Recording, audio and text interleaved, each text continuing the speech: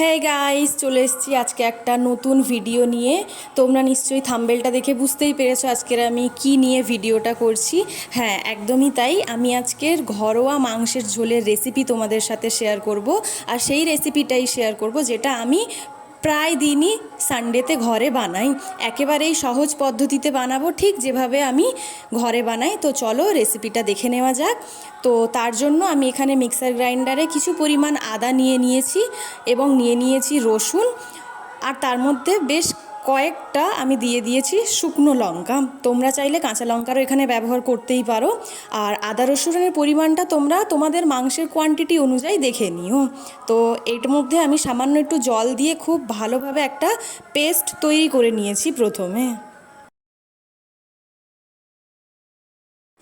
অন্যদিকে আমি আলুগুলো টুকরো করে কেটে ধুয়ে নিয়েছি এবং একে একে পেঁয়াজগুলোকে কুচি করে রেখেছি, কয়েক টুকরো টমেটোও কুচি করে রেখেছি। আমার এখানে মশলার পেস্টটা একেবারে রেডি হয়ে গেছে। শুকনো লঙ্কা দেওয়ার ফলে পেস্টটা এরকম কালার এসছে। তো অন্যদিকে আমি একটা কড়াই বসিয়ে নিয়েছি। কড়াইটা একটু গরম হলে সেখানে আমি ব্যবহার করছি সর্ষের তেল। তোমরা চাইলে সাদা তেলেও রান্নাটা করতে পারো, কিন্তু আমি মুরগির মাংসের ক্ষেত্রে সর্ষের তেলটা বেশি প্রেফার করি। এবং এর মধ্যে দিয়ে দিয়েছি গোটা গরম মশলা, সঙ্গে একটা তেজপাতা। তারপর এখানে আমি কুচি করে কেটে রাখা পেঁয়াজগুলোকে দিয়ে দিয়েছি এবং পেঁয়াজের মধ্যে আমি এখানে দিয়ে দিয়েছি সামান্য লবণ। লবণের জন্য পেঁয়াজটা তাড়াতাড়ি সেদ্ধ হয়ে যাবে, তার জন্য আমি এখানে কুচি করা পেঁয়াজ ব্যবহার করেছি। তোমরা চাইলে পেঁয়াজের পেস্টও ব্যবহার করতে পারো। আমি পেঁয়াজটাকে খুব একটা লাল করে ভাজবো না, হালকা একটু তেলে ভাজা হয়ে যাওয়ার পরেই আমি এখানে দিয়ে দেব ধুয়ে রাখা মাংসের টুকরোগুলোকে।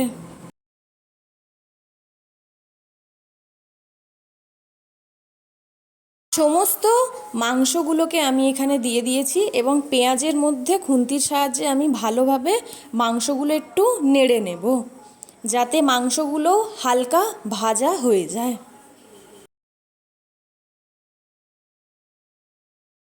মাংসটা মোটামুটি ভাজা হয়ে যাওয়ার পরে আমি এখানে দিয়ে দিচ্ছি টমেটো কুচি এবং বেটে রাখা আদা রসুনের পেস্ট এবং টুকরো করে রাখা বেশ কয়েক ফালি আলু। আমি এখানে ধুয়ে রাখা আলুটাকেই ব্যবহার করছি। তোমরা চাইলে আলুগুলো আগের থেকে ভেজেও রাখতে পারো। যেহেতু আমি কম সময়ের মধ্যে রান্নাটা কমপ্লিট করব, তাই আমি এখানে ডিরেক্ট আলুটা ব্যবহার করলাম। তোমরা চাইলে একেবারে এইভাবেই করতে পারো, কোনো রকমভাবে কোনো আলু কাঁচা থাকবে না। তারপর আমি এখানে দিয়ে দিয়েছি পরিমাণ মতো হলুদ গুঁড়ো। হলুদ গুঁড়োটা ভালোভাবে আমি মাংসে মেখে নেওয়ার পরে আমি এটাকে ঢাকা দিয়ে রেখে দেবো বেশ কিছুক্ষণ।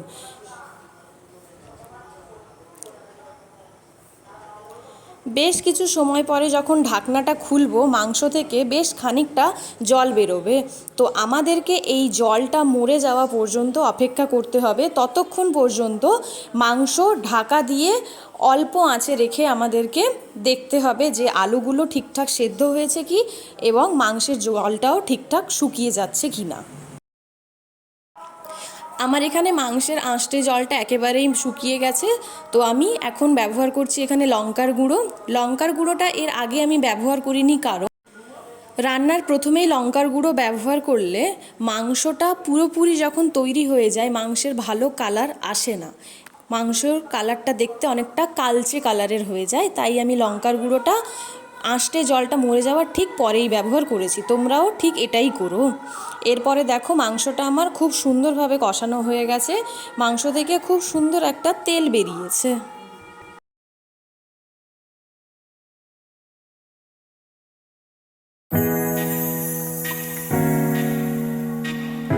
মাংসের গা থেকে ছাড়া এই তেলটা দেখলেই বোঝা যাবে যে মাংসটা আমার কষানো একেবারেই পরিপাটিভাবে কমপ্লিট হয়েছে।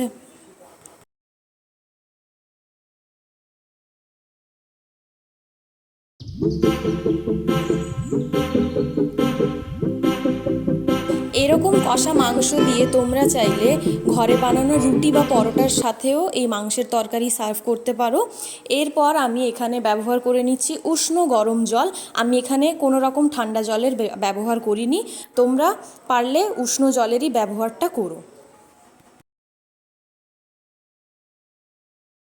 তরকারিটা বেশ খানিকক্ষণ ফুটে যাওয়ার পরে নামানোর ঠিক আগের মুহূর্তে আমরা এখানে দিয়ে দিয়েছি গরম মশলা। আমি এখানে হোমমেড গরম মশলা ব্যবহার করেছি।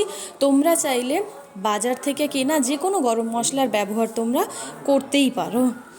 ভালো মতন আমার তরকারিটা এখানে ফুটে যাওয়ার পরে আমি গ্যাসটাকে অফ করে ঘরের প্রত্যেকটা মানুষের সাথে এই খাবারটাকে শেয়ার করেছি।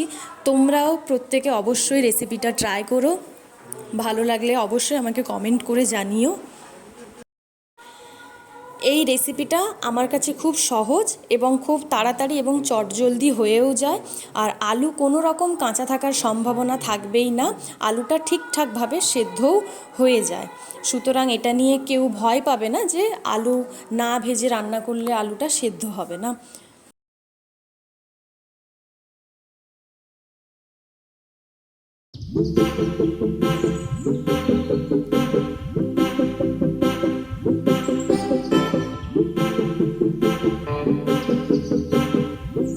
আমার রান্নাটা একেবারেই কমপ্লিট হয়ে গেছে। তো আজকের চিকেনটা করার কারণ ছিল আজকে ঘরে আমার ছোটদা আসছে, তার জন্য আমি ভাবলাম যে আজকের চিকেনটা করা যেতে পারে এবং তোমাদের সাথে চিকেনের রেসিপিটা আমি শেয়ারও একবার করে নিতে পারবো। তো আমি আমার দাদার জন্য এখানে প্লেটটা সুন্দরভাবে সাজিয়ে নিয়েছি। তো চলো এবার দেখি ওর কেমন লাগে খাবারটা খেতে। খাবারটা খেয়ে ছোটদা শুধুমাত্র একটা স্মাইলি দিল। তো তোমরাও এরকম রেসিপি অবশ্যই ট্রাই করো। তো আজকের জন্য এই ভিডিওটা এতটুকুই, পরের দিন দেখা হবে, বাই বাই।